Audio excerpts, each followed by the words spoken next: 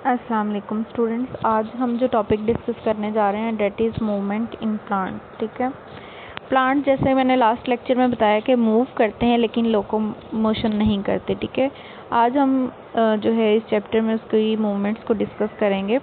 सबसे पहले है type of movements. There are two type of movements, autonomic movements and paratonic movements.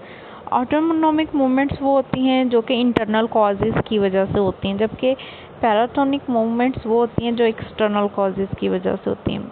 उसके बाद हम डिस्कस कर लेते हैं ऑटोनॉमिक मूवमेंट्स की टाइप। सबसे पहले आ जाती है इसमें टेक्टिक मूवमेंट्स, ठीक है, trigger movements and growth movements. Tactic movement की बात की जाए तो टेक्टिक मूवमेंट में क्या होता है कि एक जो है पूरा का पूरा सेल जो है प्लांट का वो उस स्टिमुलस की तरफ या उस स्टिमुलस से दूर जो है अवे मूव करता है, इसको कहते हैं टेक्टिक मूवमेंट। अब स्टिमुलस कुछ भी हो सकती है, जैसे लाइट भी हो सकती है, कोई केमिकल भी हो सकता है। ठीक है, फॉर एग्जांपल इसकी दो टाइप्स हैं, फोटोटेक्टिक मूवमेंट और कीमोटेक्टिक मूवमेंट।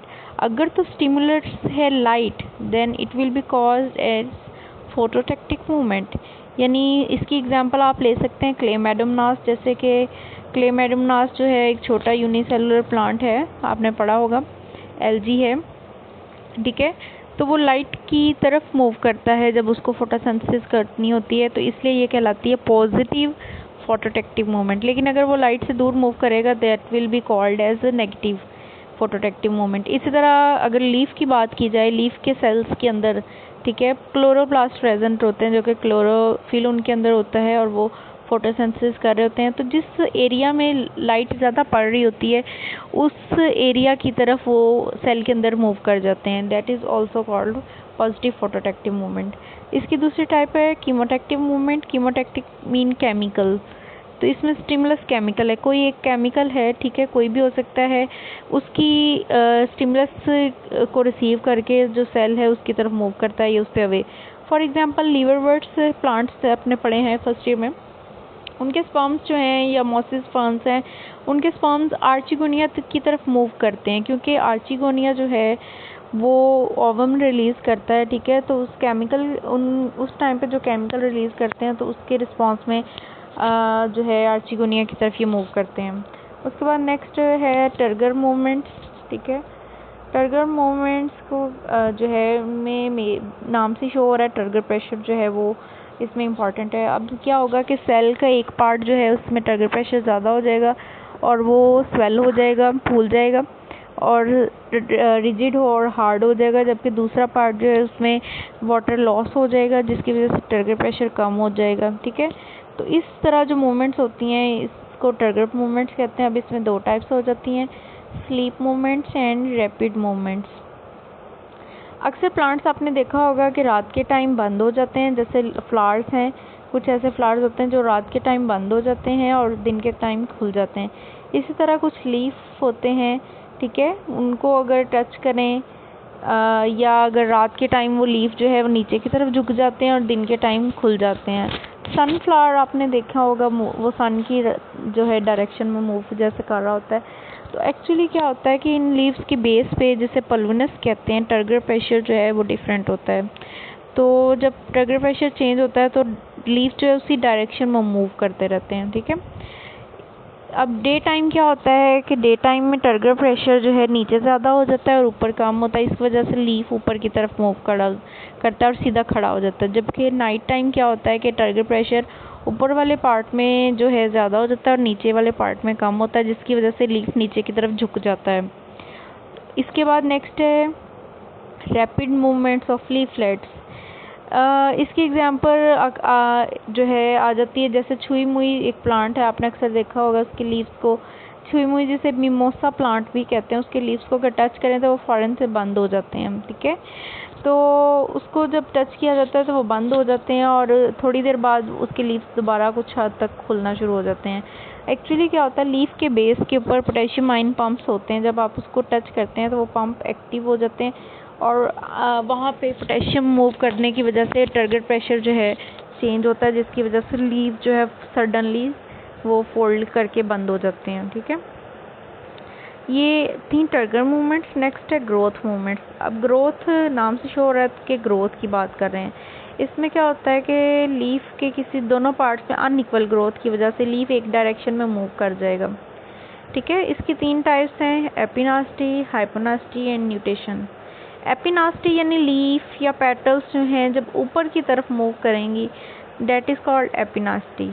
हाइपोनास्टी मीन लीव्स जो हैं या पेटल्स जो हैं लोअर जो है आप डायरेक्शन में मूव करेंगे और लीव्स जो हैं वो क्लोज ही रहेंगे, ठीक है, खुलेंगे नहीं, डेट इज़ कॉल्ड हाइपोनास्टी। जबकि एपिनास्टी में लीव्स या फ्लावर्स हैं वो ओपन हो जाते हैं। न्यूटेशन की बात की जाए तो ये जिगजैग मूवमेंट होती है, यानी इसमें चेंज होता है, कभी लेफ़्ट कभी राइट, दोनों डायरेक्शन में बारी बारी जो है वो ग्रोथ होती है, इसे कहते हैं न्यूटेशन। नेक्स्ट ये सारी थी ऑटोनॉमिक मूवमेंट्स। आगे है पैराटोनिक मूवमेंट्स। जैसे कि पहले मैंने बताया कि एक्सटर्नल कॉज जो है उसकी वजह से ये मूवमेंट होती है। पहली है, इसकी टाइप 2 होती हैं, ठीक है, पैराट्रॉपिक मूवमेंट्स एंड नास्टिक मूवमेंट। पहले डिस्कस कर लेते हैं ट्रॉपिक मूवमेंट। ट्रॉपिक मूवमेंट की बात की जाए, ट्रोपोज वर्ड से आया है जिसका मतलब होता है टर्न, ठीक है, यानी एक साइड पे कोई भी पार्ट है वो टर्न हो जाएगा।